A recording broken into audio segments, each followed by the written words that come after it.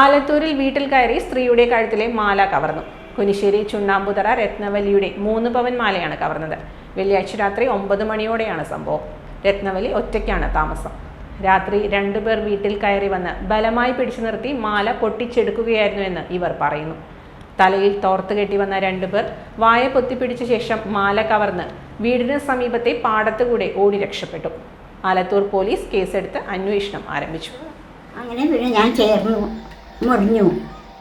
പിന്നെ അവൻ വായ പൊത്തിപ്പിടിച്ചോണ്ടേ ഇരുന്നപ്പോൾ ഞാൻ ശബ്ദം വെളിയിൽ വന്നില്ല.